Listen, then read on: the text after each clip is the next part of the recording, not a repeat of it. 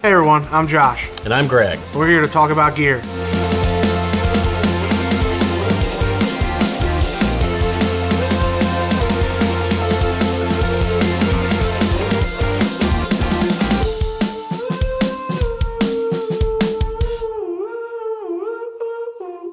Watches are, I think, another good topic because, I remember back when I was in high school, I had several watches. I mean, I started way back collecting watches. Really? I did, and I've always been drawn to them. Most of them weren't expensive at that time. They were inexpensive. But the thing that I think is really unique that's happened in the past few years, maybe longer than a few years, is just the micro brand movement.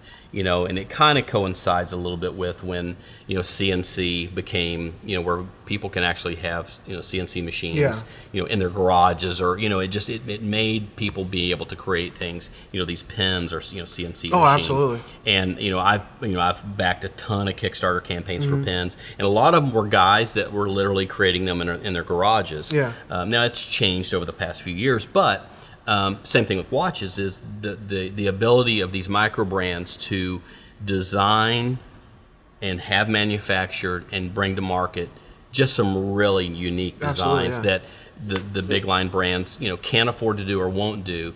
And I've probably got, I don't know, a dozen micro brands that I've collected. A couple of them I've gotten every series that they've had, and they're not crazy expensive. But what's cool about them is they've got a unique look to them. That's what I was going to say. The coolest thing is even if you say, like, we went to an event the other night, I was talking to everybody I saw with a watch on, and naturally I had asked what they were wearing, and then they would ask me, and I would had this blacklist on, and they're like, oh, I never heard of that, but they were interested in it because it's a different thing. It's not and it's not a cheapy watch, and it's not a $50,000 watch. Exactly. But it's something that, one, it works. Yes. Two, it looks good, and one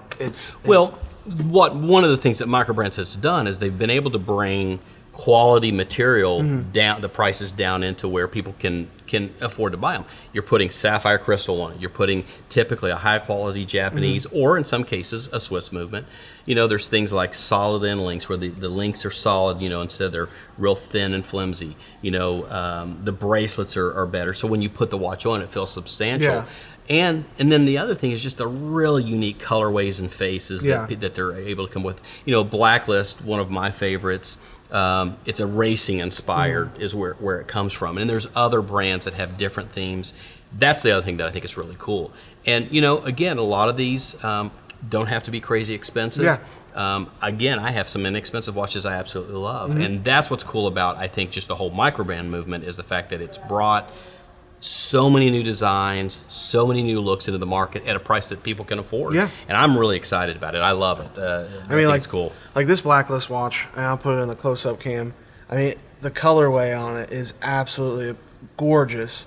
I think we're selling these for, I would have to look exactly. I want to say they're roughly $300 something.